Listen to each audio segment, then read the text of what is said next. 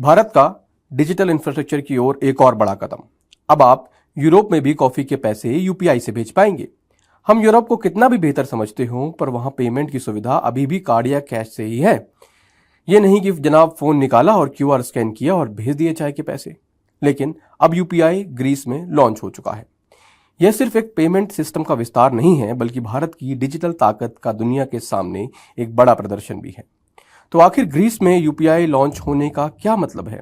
इससे भारत को क्या फायदा होगा और क्या आने वाले समय में भारतीय पर्यटक बिना कार्ड और बिना कैश के पूरे यूरोप में भुगतान कर पाएंगे? आइए समझते हैं। यूपीआई यानी यूनिफाइड पेमेंट्स इंटरफेस। इसे भारत के national payments corporation of India यानी एनपीसीआई ने विकसित किया है। आज भारत में लगभग हर पेमेंट के लिए हम यूपीआई का इस्तेमाल करते हैं। कुल मिलाकर भारत में रोजाना अरबों ट्रांजैक्शन होते हैं यूपीआई से। चाहे गूगल पे हो, फोन पे, पेटीएम या भीम ऐप, सभी यूपीआई के जरिए काम करते हैं।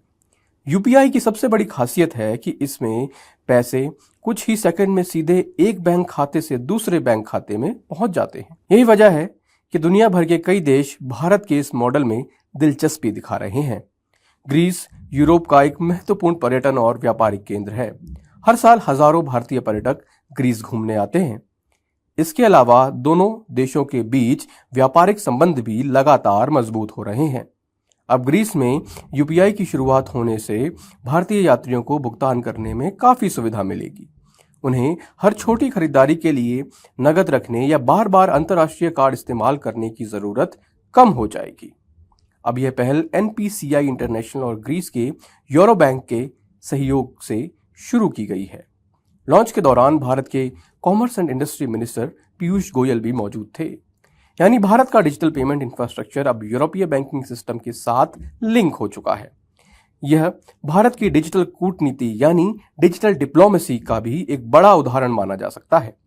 यूपीआई का अंतर्राष्ट्रीय विस्तार सिर्फ सुविधा नहीं, बल्कि रणनीतिक महत्व भी रखता है। पहला फायदा, भारत की तकनीकी साख बढ़ती है। दूसरा फायदा यह होगा कि भारतीय फिनटेक कंपनियों के लिए यूरोप में भी अब नए नए अवसर खुल जाएंगे।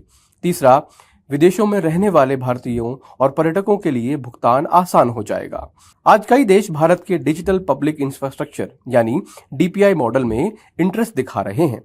यूपीआई, आधार और डिजिलॉकर जैसे प्लेटफॉर्म अब भारत की वैश्विक पहचान बन चुके हैं।